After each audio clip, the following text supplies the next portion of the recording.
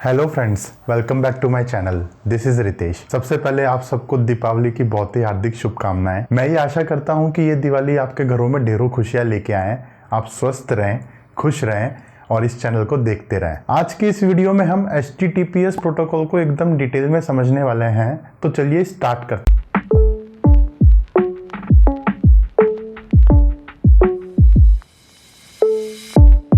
अभी last video में हमने ये समझा था कि HTTP प्रोटोकॉल कैसे काम करता है। HTTP प्रोटोकॉल एक तरीके से वेब की लैंग्वेज है और वेब पे जितने भी डिवाइसेस कनेक्ट होते हैं वो सब HTTP प्रोटोकॉल को ही यूज करते हैं आपस में कम्युनिकेट करने के लिए। अगर आपने वो वीडियो मिस कर दिया है तो लिंक यहाँ कहीं और नीचे डिस्क्रिप्शन बॉक्स में है। तो अब HTTP और HTTPS में फर्क क्या होता है? जो सबसे पहला डिफरेंस है वो ये है कि HTTP जो प्रोटोकॉल है वो पोर्ट 80 पे चलता है और जो HTTPS प्रोटोकॉल है वो पोर्ट 443 पे रन होता है। पर इसके अलावा जो सबसे मेजर डिफरेंस है वो ये है कि जो HTTP प्रोटोकॉल है उसके अंदर क्लाइंट और सर्वर के बीच में प्लेन टेक्स्ट में डाटा ट्रांसफर होता है और HTTPS प्रोटोकॉल में इंक्रिप्टेड फॉर्म में डाटा ट्रांसफर होता है। तो अब प्लेन टेक्स्ट में डाटा ट्रांसफर होता है तो आप सोच ही सकते हो कि वो एक बहुत बड़ा सिक्योरिटी फ्लो है, क्योंकि बीच में कोई भी हैकर डाटा को इंटरसेप्ट करके आपकी सिक्योर इंफॉर्मेशन को देख सकता है। इसीलिए इसी सिक्योरिटी फ्लो को एड्रेस करने के लिए HTTPS प्रोटोकॉल को मार्केट में लेके आए थे। HTTPS कोई एक सिंगल प्रोटोकॉल नहीं है, बल्कि HTTPS को दो प्रोटोकॉल कंबाइन करके बनाया गया है। एक तो है आपका HTTP और दूसरा है SSL या फिर TLS। तो अब SSL और TLS में क्या फर्क है? SSL प्रोटोकॉल को सबसे पहले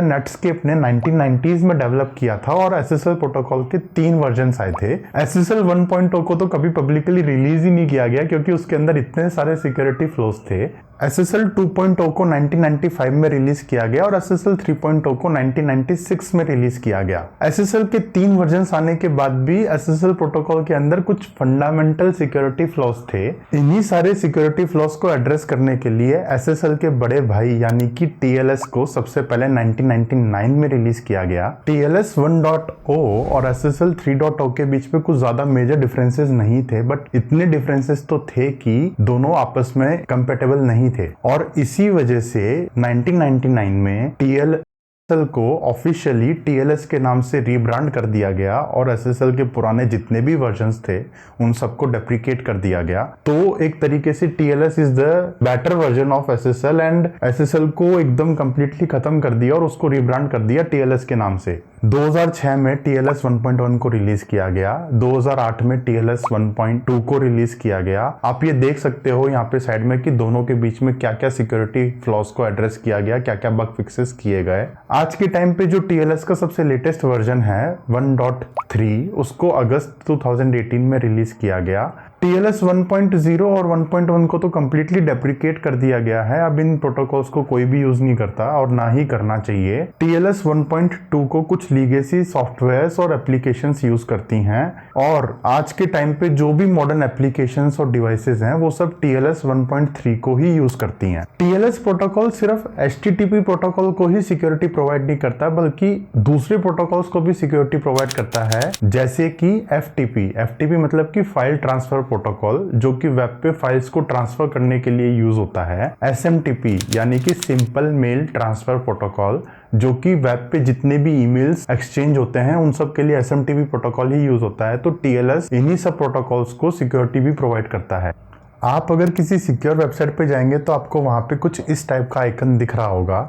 आइकन को क्लिक करने के बाद आप वेबसाइट की डिटेल को ओपन कर सकते हो और जो सबसे पहली चीज आपको यहाँ पे दिखती है वो है कनेक्शन इज सिक्योर। आप कनेक्शन इज सिक्योर पे क्लिक करके किसी एक वेबसाइट के सर्टिफिकेट को देख सकते हो। तो अब ये सर्टिफिकेट क्या होता है? Now this is where we get technical. I request you to pay total attention to this next section. अगर आपको ये समझ में आ गया तो आपको वेब की दुनिया की एब्सोल्यूट क्लैरिटी मिल जाएगी। सर्टिफिकेट की डिटेल ओपन करने के बाद आपको यहाँ पे बहुत सारी डिटेल्स दिख रही होंगी।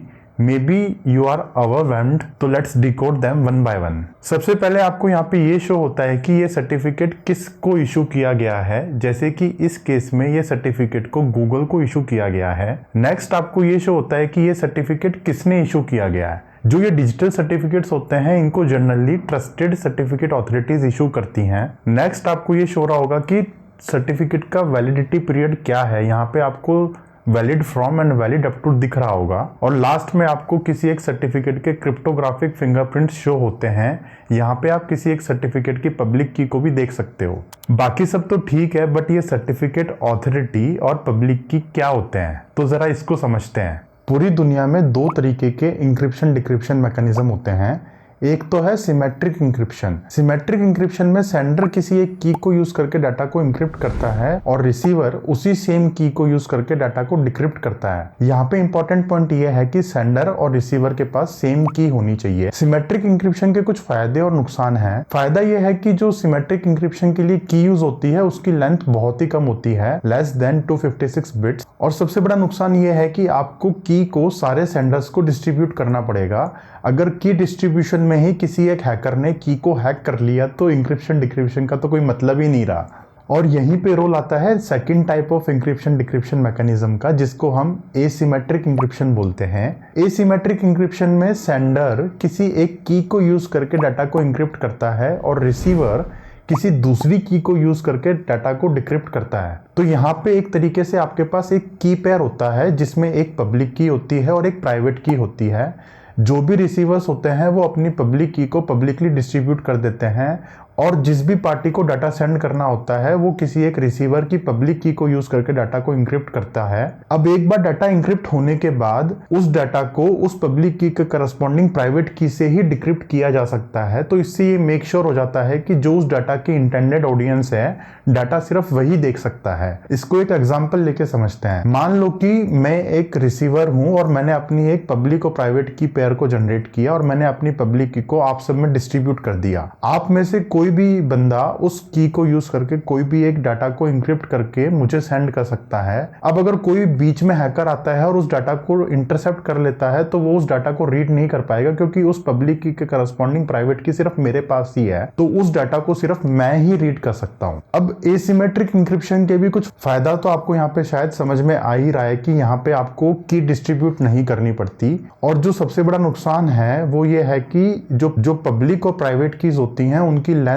बहुत ही ज्यादा होती है, मोर देन 2 किलोबाइट्स। तो अब जितनी आपकी की लेंथ ज्यादा होगी उतना ही आपको इंक्रिप्शन और डिक्रिप्शन करने में टाइम लगेगा। जैसे कि सिमेट्रिक इंक्रिप्शन में आपकी की लेंथ बहुत कम है तो वहां पे आपको इंक्रिप्शन डिक्रिप्शन में बहुत टाइम लगेगा, और एसिमेट्रिक इंक्रिप्शन में आपकी की लेंथ बहुत ज्यादा है तो यहाँ पे आपको इंक्रिप्शन डिक्रिप्शन करने में बहुत ज्यादा टाइम लगने वाला है। ये पूरे सिस्टम को हम टेक्निकल लैंग्वेज में PKIS यानी कि पब्लिक की इंफ्रास्ट्रक्चर सिस्टम के नाम से जानते हैं। HTTPS या फिर ये कहूँ TLS प्रोटोकॉल के अंदर ये दोनों मैकेनिज्म्स यूज होते हैं। कैसे? तो यहाँ पे हम TLS हैंडशेक प्रोसेस को समझते हैं। Again bear with me for some time. जैसे ही आप ब्राउजर में https://google.com टाइप करते हो, ब्राउजर DNS रिजॉल्व करने के बाद गूगल के सर्वर को एक क्लाइंट हेलो मैसेज सेंड करता है। The message contains number 1 the TLS version supported by client, number 2 the cipher suit supported by client. अब साइफर सूट्स मतलब कि क्लाइंट कौन से इंक्रिप्शन डिक्रिप्शन एल्गोरिथम्स को सपोर्ट करता है, कौन से हैशिंग एल्गोरिथम्स को सपोर्ट करता है, जैसे कि MD5 हैशिंग को सपोर्ट करता है, नहीं SHA हैशिंग हो गया, AES इंक्रिप्शन हो गया, and so on. And number 3 a random string known as client random. Server client hello के रेस्पॉन्स में एक सर्वर हेलो मैसेज सेंड करता है। The message contains number 1 the server's SSL certificate, ये वही सर्टिफिकेट है जो अभी हम देख रहे थे थोड़ी देर पहले। Number 2 the cipher suit chosen by server, मतलब कि सर्वर ने कौन सा एल्गोरिथम चूज करा है उन सारे एल्गोरिथम्स में से जिसको क्लाइंट सपोर्ट करता है। Number 3 a random string known as server random.